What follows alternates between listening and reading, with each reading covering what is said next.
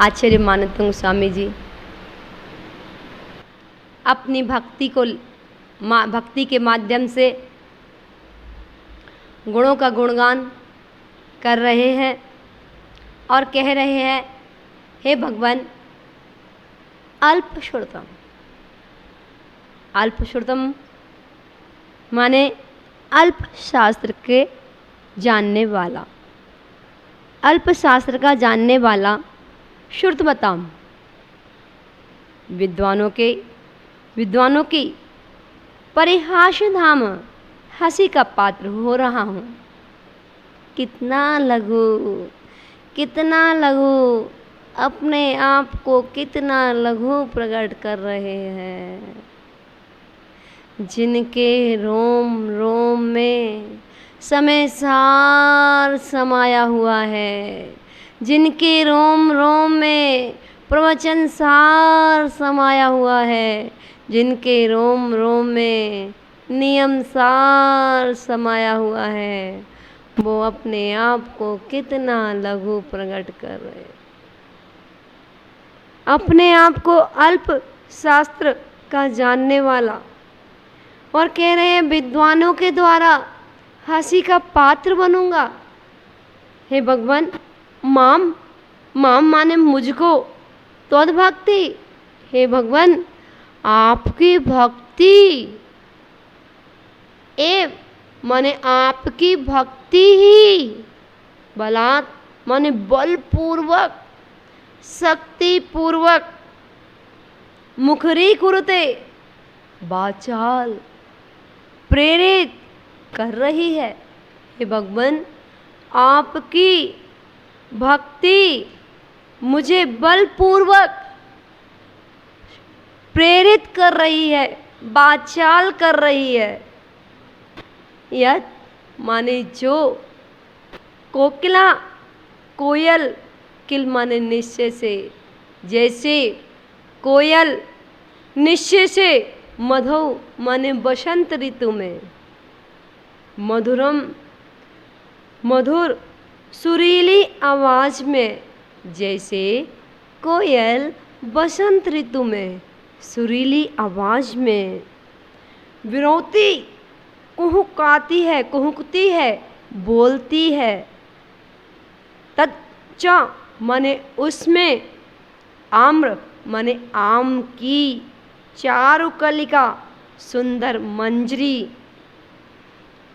मंजरी की, निकर माने समुदाय ही, एकमात्र हेतु कारण आम मंजरी है। हे भगवान, जैसे बसंत ऋतु में कोयल को वो आम मंजरी, वो आम की बोर बोलने के लिए मजबूर कर देती है, इसी प्रकार आपकी भक्ति मुझे बलपूर्वक, शक्तिपूर्वक प्रेरित करती है आपका गुणगान करने के लिए। हे भगवान, मुझ में वह शक्ति तो नहीं है, मुझ में वह ज्ञान तो नहीं है, मैं अल्प ज्ञानी हूँ, मैं अल्प शास्त्रों को जानने वाला हूँ। मेरा विद्वानों के द्वारा हंसी का पात्र बनूंगा, लेकिन फिर भी बिना विचारे मैं आपकी भक्ति में, आपके गुणगान में ऐसा तन्मय हो जाता हूँ। वो भक्ति मुझे ऐसे प्रेरित करती है जैसे कोयल को आम मंजरी प्रेरित। वो बसंत ऋतु की आम की बोर जैसे ही आती है, वैसे ही कोयल कुहुकने लगती है, मीठी मीठी वाणी में अपनी वो मीठी मीठी वाणी के द्वारा मोहित कर लेती है। ऐसे ही आपकी भक्ति मुझे प्रेरित करती है, ऐसे गुणगान में लीन है श्री आदिनाथ भगवान के। एक एक गुणगान में डूबे हुए हैं। हे भगवान, आपके अंदर तो गुणों का भंडार है, आप तो गुणों के स्वामी हैं प्रभु, घट घट के अंतर्यामी हैं।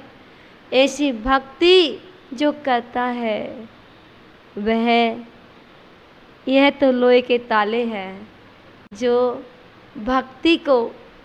भक्ति में घुल करके जैसे दूध में चीनी मिल जाती है, ऐसे ही जब भक्ति में घुल मिल जाता है, जब भक्ति में उसको आनंद आने लगता है, आनंद की अनुभूति होने लगती है, तो ये लोहे के ताले तो क्या, कर्मों के ताले भी झड़ टूट जाया करते हैं। ये प्रभु की महिमा में शक्ति है, ये प्रभु की भक्ति में अतिशय है, जो ताले झड़ टूट जाया करते हैं। हमारे आप लोगों ने देखा होगा, जब हमारा कोई कार्य नहीं होता, जब हम अस्वस्थ हो जाते हैं, तो भक्तम्बर जी की एक काव्य के प्रति श्रद्धा है, तो एक काव्य से इतना लाभ मिल जाता है। तो कभी सोचो, विचार करो कि 48 काव्यों को पढ़ने वाले, जिस एक एक काव्य में, एक एक लाइन में 14 अक्षर, आचार्य भगवान ने कहा इनको अक्षर मत बोलना, एक एक अक्षर बीजाक्षर मंत्र है। जैसे बट वृक्ष का वो थोड़ा सा बीज अगर कहीं उत्तम भूमि पर पड़ जाए तो वह बट वृक्ष की तरह फलीभूत हो जाया करता है, और उस वृक्ष के नीचे कितने लोगों को छाया मिलती है। इसी प्रकार जो ये बीजाक्षर मंत्र हैं, इन मंत्रों के माध्यम से हमारी फसल मोक्ष भूमि में और बहुत बड़ी हो जाया करती है। वो फसल के माध्यम से उस फसल के फल कौन खाते हैं?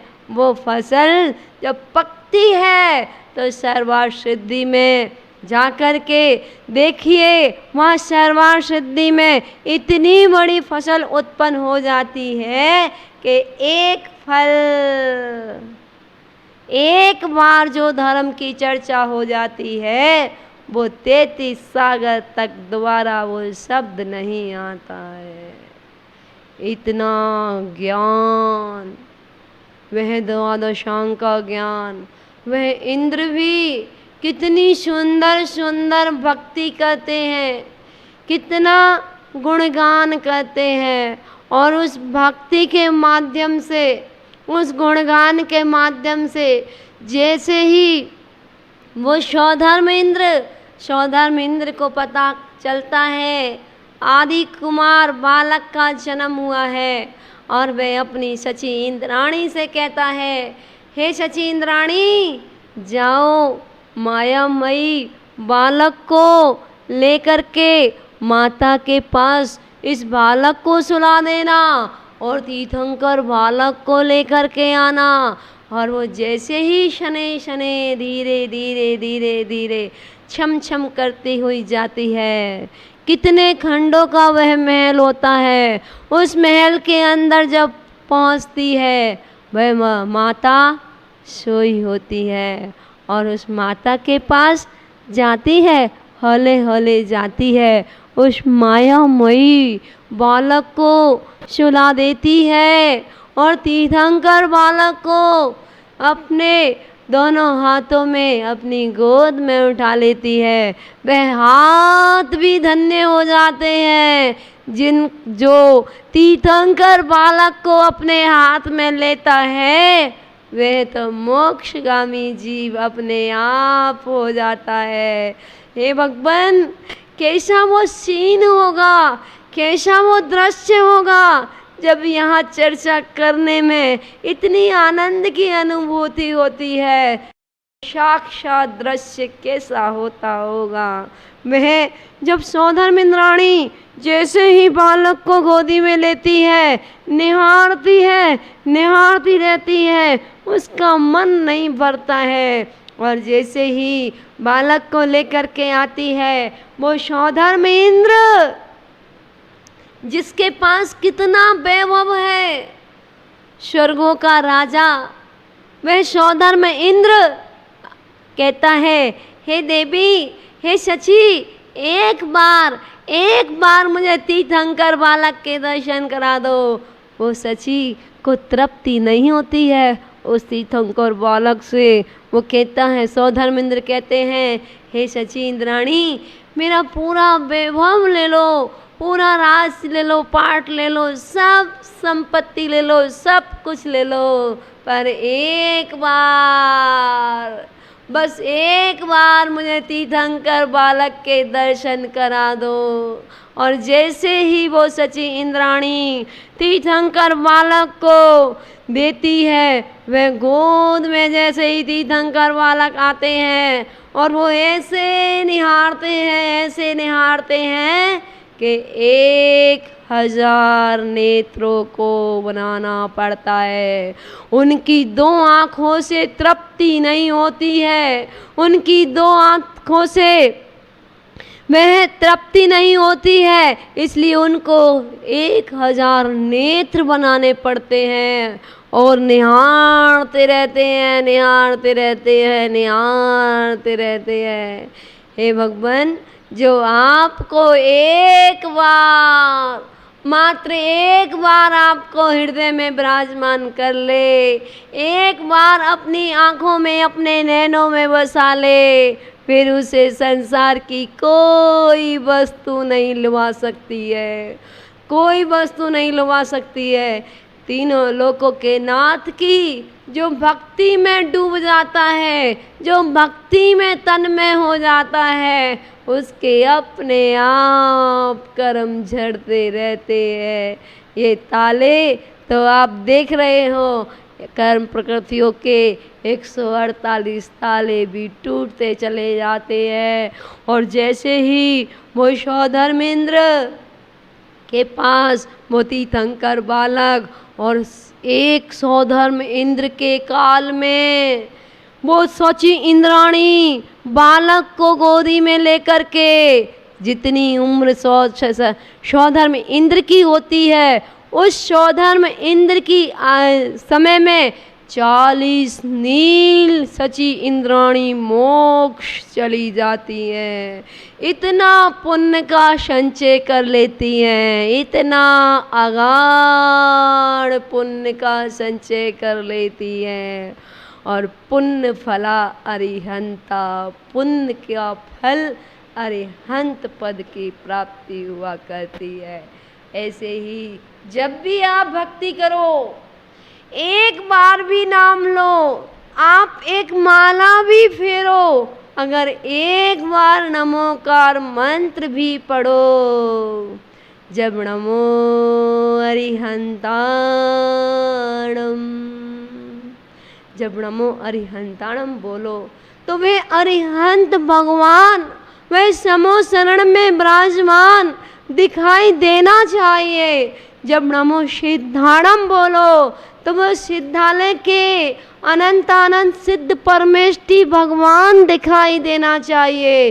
जब नमो आयरियाणम बोलो, तो वह आचार्य कुंद स्वामी दिखाई देने चाहिए, वो आचार्य समत्र भद्र स्वामी दिखाई देने चाहिए, वो आचार्य मानतुंग स्वामी दिखाई देने चाहिए, जो 48 तालों के अंदर और ध्यान में लीन है। आचार्य परमेष्टि, आचार्य भगवान दिखाई देना चाहिए। वो आचार्य गुरुवर श्री विद्या सागर मुनि राज दिखाई देने चाहिए, वो आचार्य गुरुवर ज्ञान सागर मुनि राज दिखाई देने चाहिए। और जब नमो अध्यायाणम बोलो, तो उपाध्याय परमेष्टि दिखाई देने चाहिए। और जब नमो लोय शब्द श्रावणम बोलो, तो लोक के सर्व साधु दिखाई देने चाहिए। तब जा कर के कभी एक बार नमोकार मंत्र पढ़ना कहलाता है।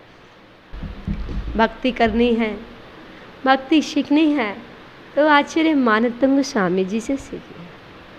भक्ति करनी है तो सीता जी से सीखिए। भक्ति करनी है तो अंजन चोर से सीखिए। जिसके अंदर अगाध श्रद्धा है, जिसके अंदर अगाध श्रद्धा, विश्वास, आस्था प्रभु के प्रति होगी, देवशास्त्र गुरु के प्रति होगी, वह आज भी सब कुछ प्राप्त कर सकता है। इसमें कोई आश्चर्य की बात नहीं है। और हमारे बाल पीढ़ी तो संस्कारों से विहीन होती जा रही है, जबकि हमारा कल का भविष्य तो इस बाल पीढ़ी पर ही टिका हुआ है। हमें अपनी बाल पीढ़ी को संस्कारवान बनाना है, क्योंकि कल का भविष्य इस बाल पीढ़ी के ऊपर है। तो जैसे आचार्य मानतुंग स्वामी कह रहे हैं, हे भगवान, मुझे आपकी भक्ति वाचाल करती है, प्रेरित करती है, इसलिए मैं आपका गुणगान गाने के लिए तैयार हो जाता हूँ। इसी प्रकार हमें भी, हमारे अंदर भी वो भक्ति जागृत होना चाहिए, वो अंतरंग में भाव आना चाहिए, वो निर्मलता हमारी प्रकट होनी चाहिए। जितने निर्मल परिणाम होंगे उतना ही भक्ति करने में आनंद आएगा। बाहुबली स्वामी जग केला स्वामी, शांतिये मूर्तिये, नमी पेबु अनुदिन वो, नमी पेबु अनुदिन वो, आदिनाथ कोवरा भरतनु सोदरा, शोदरानु गिदिल्ला, राजवनी कोटिल्ला, राजवनी कोटिल्ला। आप गोमटेश्वर जाओ, आपके अंदर ही गोमटेश्वर है, आपके अंदर ही शम्य शिखर जी है, आपके अंदर ही आदिनाथ भगवान है, आपके अंदर ही आचार्य मानतुंग स्वामी जी हैं। आपको इधर उधर कहीं नहीं जाना है।